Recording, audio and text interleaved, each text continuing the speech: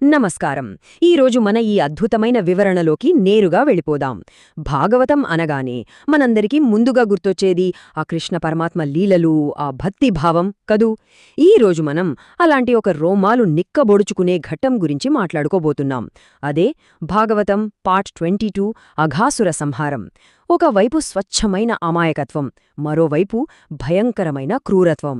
ఈ రెండింటి మధ్య తన భక్తులను ఆ పరమాత్మ ఎలా కాపాడుకున్నాడో ఇప్పుడు మనం కళ్ళారా చూద్దాం. ఒక్కసారి ఊహించుకోండి, స్వచ్ఛమైన అమాయకత్వం ఏమాత్రం ఊహించని ఒక భయంకరమైన మృత్యు ఉచ్చులో చిక్కుకుంటే, ప్రాణాపాయ స్థితిలో ఉన్న తన భక్తులను కాపాడుకోవడానికి ఆ దైవం ఎలా జోక్యం చేసుకుంటుంది? అసలు భగవంతుడు తన భక్తుల పట్ల ఎంత కరుణ చూపిస్తాడు? ఈ ప్రశ్నలు మనల్ని నేరుగా ఆనాటి ద్వాపరయుగంలోని బృందావన అడవుల్లోకి తీసుకెళ్తాయి. దైవ రక్షణ అనేది కేవలం ఒక నమ్మకం కాదు, అదొక సత్యం అని ఈ కథ మనకు బలంగా రుజువు చేస్తుంది. ఇక విభాగం 1 అడవిలో ఆనందపు ఆటలు. సరే, అసలేం జరిగిందో చూద్దాం.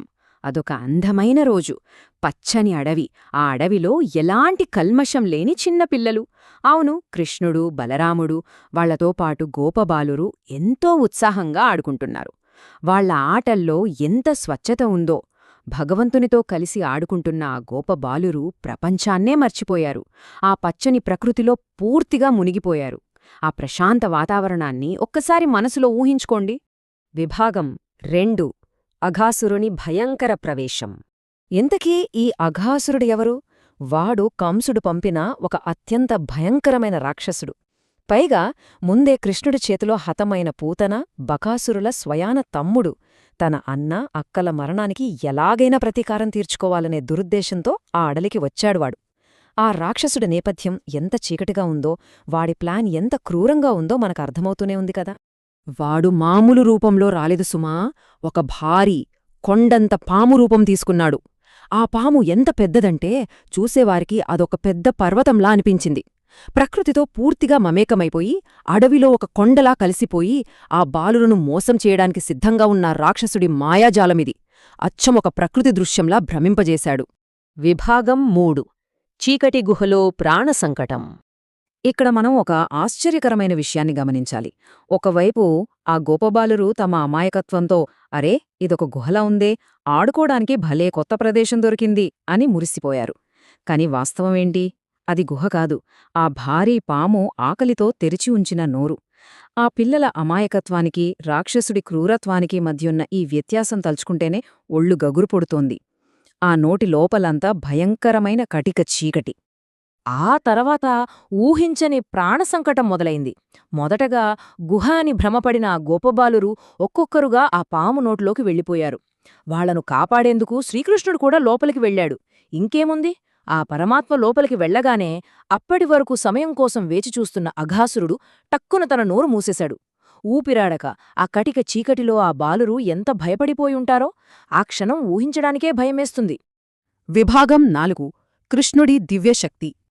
అయితే తనను నమ్ముకున్న భక్తులు ప్రాణాపాయంలో ఉంటే ఆ భక్తవత్సలుడు చూస్తూ ఊరుకుంటాడా?